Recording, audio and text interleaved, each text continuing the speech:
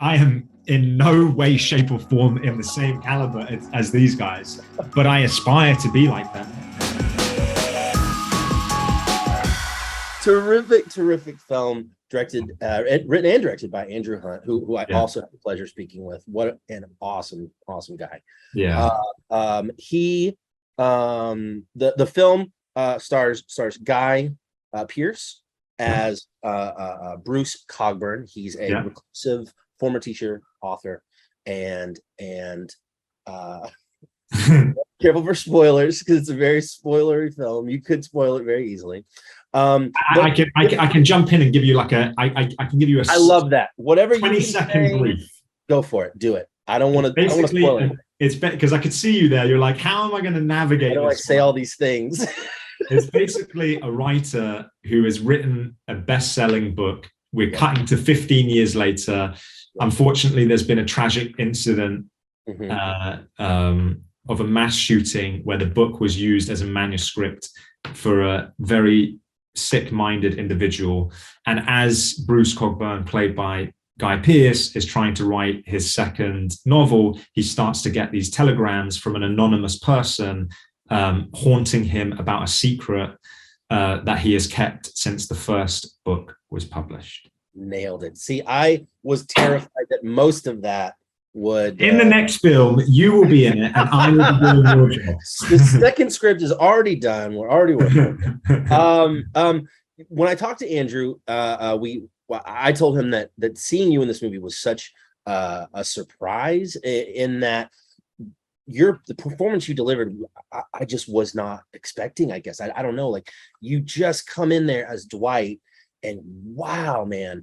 And he said he was like, well, a lot of that Alex brought to the character. So I was curious, what is it when you get that script and you're reading over Dwight as a character, what jumped out to you and what made you want to kind of inject the ideas that you had into him? Well, I appreciate you saying that. That's really kind of you. Well, first of all, Andrew's a great writer, so a lot of that was on the page. But the only metaphor I can kind of give you is you can only go as fast in the car that you're driving. Do you understand what I mean by that? Like, if you're driving a Ford Fiesta, you're going 75 miles an hour. If you're in a Bugatti, you can go 200 miles an hour. And being in a scene with Guy Pearce is like driving Air Force One. It's just like the sky's the limit because he pushes you into an element of your own. You know, like he's so supportive. He creates space for you. He navigates you. He curates your performance without you even realizing. And he's such a giving actor. So I went with a lot of preconceived ideas of who the character was. Obviously, things that were concrete was voice, mannerisms, and kind of like my inflection and tone. But as far as performance, I have to say it's all Guy and Andrew, you know, like I did a lot more, I did a lot less, and Andrew chose what he wanted in the edit. And then, working with Guy is just like a dream, you know, he's so giving on screen and off, and also in front of the camera and behind. You know, when you make movies, people give 110% when the camera's on them, and when it's not, you know, they give 60, 70%. You know, Guy does both. He gives 110 on screen and 100 or on camera and 110 off. And that's why I was really grateful to be a part of this movie. That's awesome. Well, one of the thing that Andrew kind of pointed out, I guess, or noted, was that he had sort of an idea of who Dwight was as a character, and that when you came in, you were like, I think this is a boy next door type of person. And I was curious if there were any kind of templates or characters that came to mind for you that you were like, I see this character kind of like this individual, or maybe there are elements of this character who I see in Dwight. Yeah, no. I find it very, I've said this couple of times today, I find it very hard to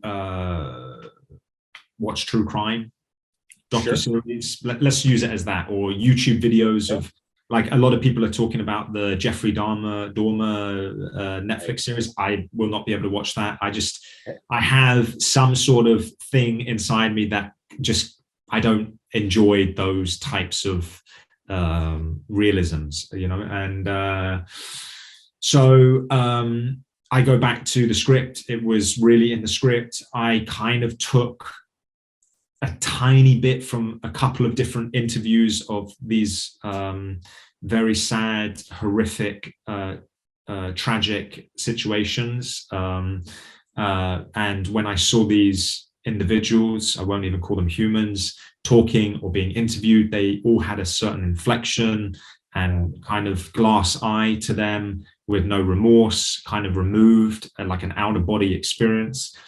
And then I just worked on the voice, and I found that when I changed my inflection and my rhythm of how I was speaking, I kind of like geared more towards like a higher tone in my voice. And then I took all of those, let's say, preparational tools on set, and everything was elevated by Andrew and Guy. I can only say that, like, because they really, they're great. It sounds very much like there was a significant group effort. Like it was very much everyone coming together to kind of build this project. I directed a movie in 2018 called Backroads, and I had been in movies for like 15 years at that point, since I've been 12. Okay. And making that movie, I realized that making film is a collaborative experience. There's 100 or 200 or sometimes 500 or 700 if you're on a Marvel movie. People, I mean, yeah, we all wait 15 minutes till that end credit. Yeah, I mean, it's a collaborative experience, and it doesn't matter who you are on that movie. Everyone has an opinion, and has sometimes a great opinion, you know, or a great judgment on what they think something might be. And it can come from a lighting grip, it can come from a DP, it can come from catering, it can come from anything. And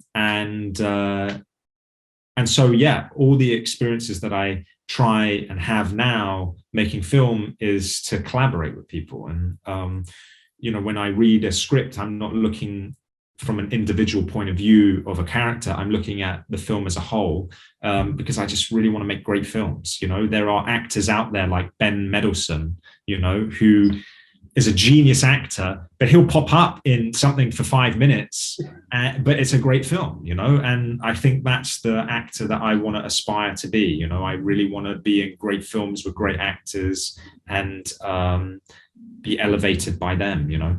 Yeah, it's funny that you say Ben Mendelsohn. This is so weird, because the other day I was having a conversation. I think there's some yard work going on. I don't know if you guys can hear that. I was having a conversation with someone, and we brought Ben Mendelsohn came up, and it was almost kind of what you were saying. Like, he'll just be something very briefly and just like kind of steal the show.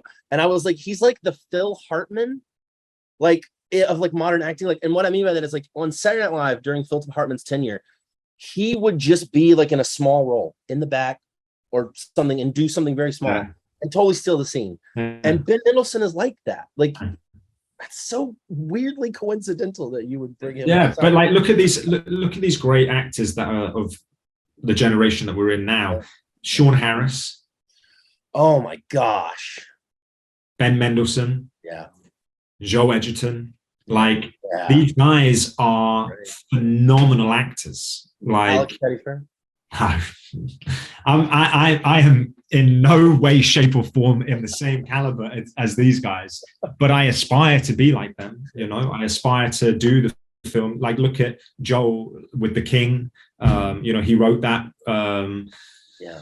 Or co-wrote that, and like, these guys are making great films. Actually, I think Sean Harris and Joe Edgerton are actually in a new movie together, funny enough. Oh, really? Yeah, I think it's called Silence or something. It's meant to be also like a kind of like a psychological thriller. But yeah, no, so when I read Infernal Machine, you know, I didn't look upon it like a lot of people say, oh, were you doing this as like a departure from you doing other things? I was like, well, actually not really, because if you look at the movies that I've done prior to me having the experience of directing and kind of wanting this collaborative experience, Magic Mike, I play a drug addict pretty much, like with Soderbergh. Like in Lee Daniels the Butler, I play, unfortunately, you know, a cotton farm owner who's not a very nice guy. Like I've done these very small parts in these movies along the way, and I've been learning and kind of absorbing, working with great filmmakers and trying to be a part of good films. So well, The Infernal Machine is another one. I mean, it's a great film. It's out now. People can just like go rent, buy it. Like they don't even have to. Yeah, you don't have to wait. Just go. The day and age of on demand and digital. I love it. It's there.